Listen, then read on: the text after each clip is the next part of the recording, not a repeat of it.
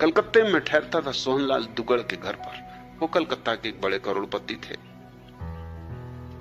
जब मैं उनके घर पहुंचा, वो मुझे लेने आए तो उन्होंने पूछा कि आपके साथ कौन है? मैंने कहा ये मोहनी बाबा।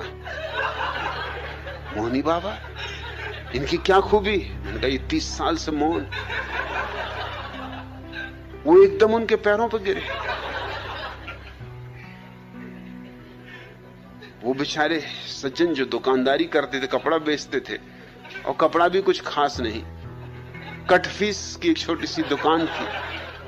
सोहनलाल दुगड़ जैसा करोड़पति उनके पैरों पर गिरे। सख्चाए भी, मैंने उनको इशारा किया कि सख्चाना मत। अब जब मौनी बाबा बन गए तो अब डरना मत, अभी तो बहुत कुछ होगा, ये तो शुरुआत। जब सोहनलाल दुगड़ तुम्हारे पैर में गिरेंगे तभी तुम कलकत्ते के सब मारवाड़ियों को गिरते देखोगे। तुम घबराते क्या? तुम रुको जरा। वो तो इतने घबरा गए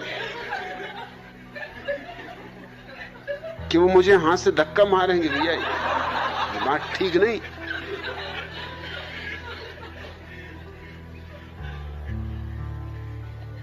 घर पहुंचे, सोहनलाल ने जल्दी से अपनी पत्नी को बुलाया कि मौनी बाबा। मोहल्ले के लोग इकट्ठे हो गए कि मौनी बाबा है, 30 साल से मौन।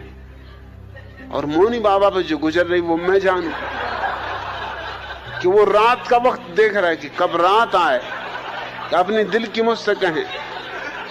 जैसी रात आई, दरवाजा जल्दी से बंद करके मेरे पैरों पर गिर पड़े और कहा कि मुझे माफ करो, मुझे ये काम करना ही नहीं, मुझे जाने दो, मैं तो अभी भागे जाता हूं, रात को चुपचाप निकल जाऊंगा।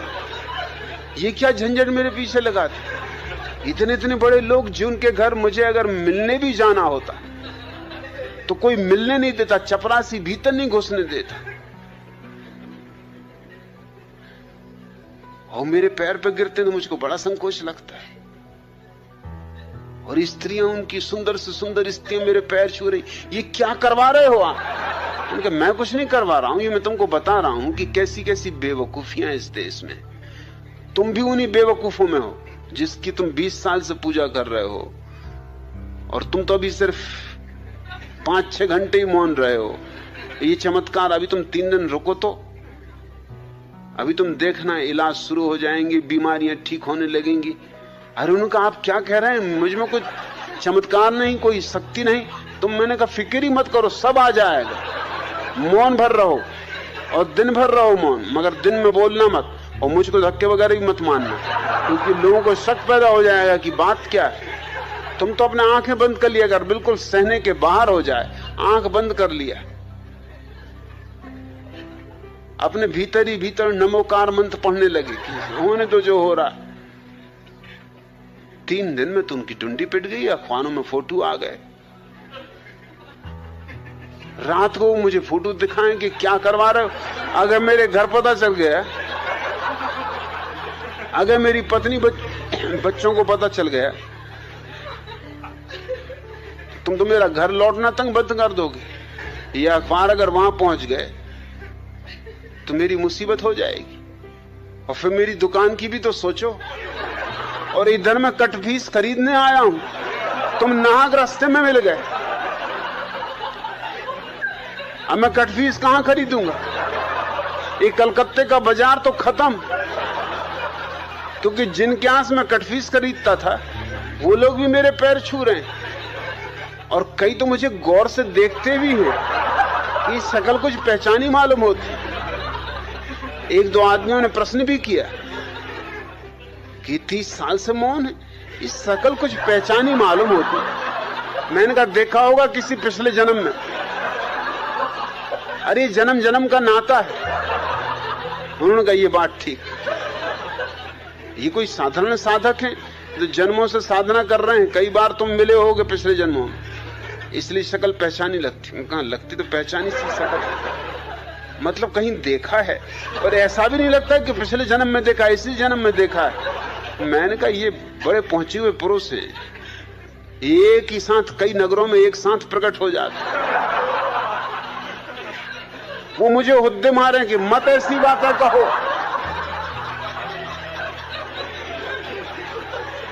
मेरी कमीज खींचे, मत कहो भैया, ऐसी बातें मत कहो, ये बिल्कुल झूठ बातें। मगर लोग मान रहे हैं। मिठाइयां आने लगी, फल आने लगे, और रात मुझको कहें कि क्या करवा रहे हो, इतनी मिठाइयां फल में कहां ले जाऊंगा, तुम ले जाना, घर बाल बच्चों को मोहल्ले में बंटवा देना। स्टेशन पर जब उनको लोग छोड़ने आए, कटपीस तो वो खरीद ही नहीं पाए, क्योंकि अब कहां कटफीस खरीदे, कोई देख ले कटफीस खरीदता कि मौनी बाबा कटफीस खरीद रहे हैं। रास्ते भर मुझ पर नाराज रहे कि और सब तो ठीक, मगर कलकत्ते का बाजार खराब करवा दिया, अब मैं कलकत्ता कभी न जा सकूंगा। मैंने उसका तुम घबराओ मत, तुम एक काम करो, दाढ़ी बढ़ा लो, अगली बार जब कलकत्ता जाओ दाढ़ी मूछ बढ़ा के चले जाना। हाँ, उनका ये बात जस्ती। मैंने कहा फिर वो लोग कहेंगे कि देखा है कहीं, तो कहना अरे देखना वगैरह तो चलता रहता है, कई लोगों की शक्लें एक जैसी होती हैं, और ना हो तो मैं साथ आ जाऊं। उन्होंने कहा आपके तो साथ आने की कोई जरूरत ही नहीं, आपके साथ तो मैं कभी कहीं जाऊंगा नहीं। अगर ट्रेन में मुझे पता भी चल गया कि आप सफर कर रहे हो तो उस ट्रेन से उतर जाऊंगा, और मेरे पैर पकड़ के कहने लगे इतना कृपा करो कि ट्रेन में किसी को खबर ना हो। मतलब ये ट्रेन के लोग तो जबलपुर भी जाएंगे मेरे साथ ही, अगर वहां तक खबर पहुंच गई तो सब चौपट समझो। मेरी पत्नी मुझे मुश्किल में डाल देगी कि तुमसे किसने कहा था कि तुम मौनी बाबा बनो, और तुम कहां से 30 साल मौनी बाबा रहे। 3 दिन के लिए घर से गए और 30 साल मौनी बाबा हो गए। फिर दोबारा जब मैं कलकत्ता जाता था तो लोग उनकी जरूर पूछते थे कि मौनी बाबा नहीं आए, कब आएंगे। मैंने कहा आएंगे, जरूर आएंगे।